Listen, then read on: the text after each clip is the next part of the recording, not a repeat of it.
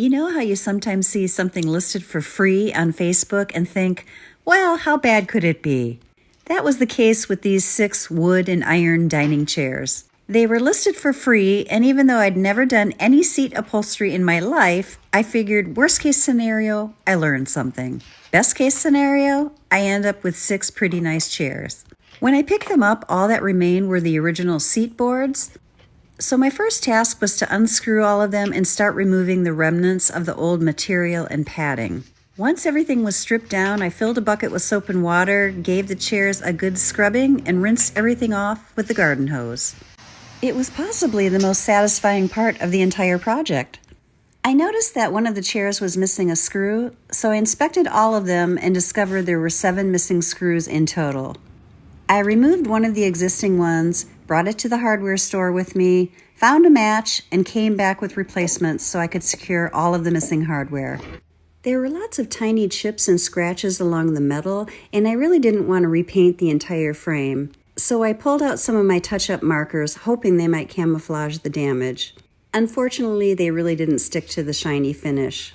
So I picked up some bronze color spray paint and gave those chipped areas a light spritz. I had to be careful not to cover up the variegated original color. The wooden edges had quite a few scuffs and scratches, so I gave everything a light sanding, wiped it down with a damp cloth, and then hand-applied a dark walnut gel stain, wiping it back almost immediately. The stain helped, but it didn't really hide the marks the way I'd hoped. So I pulled out my Mohawk Blend-All sticks and started doing some color matching. I'd put some on, smudge it with my finger to blend it in, and do it again. It worked a little bit, but it still wasn't covering all those nicks and dings the way I wanted. So at that point, it was on to Plan C. I grabbed a can of spray stain and gave everything another light spritz. And surprisingly, that finally did the trick. Now, am I proud of my somewhat haphazard color correction techniques on these chairs? No, but hey, it's a learning experience.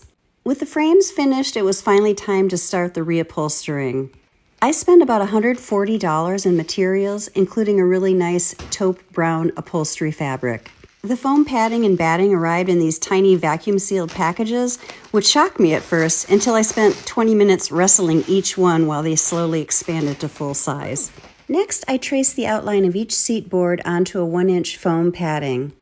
I stuck with 1 inch because the chairs were already on the higher side and I wanted to make sure they'd still fit comfortably under a dining table. Then I cut out a large square of the upholstery fabric, leaving enough material to wrap around the edges and staple underneath. I didn't have any spray adhesive on hand, so I tried using regular glue on the seat and set the foam on top. In truth, it probably didn't do much. With the foam in place, I loosely draped the batting over it, then laid the upholstery fabric on top and flipped the whole thing over.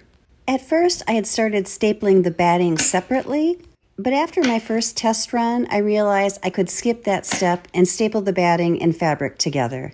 Since I had never done seat upholstery before, I looked up the recommended technique online. The idea was to put one staple in the center of one side, then another staple directly across from it on the opposite side. Then rotate the seat and repeat on the other 2 sides, keeping the fabric taut and making sure there were no wrinkles. From there, I worked outward from the center points, stapling further and further until I reached the corners. When I got to the corners, I trimmed away some of the excess material, created one neat fold on each corner, and secured it with several staples.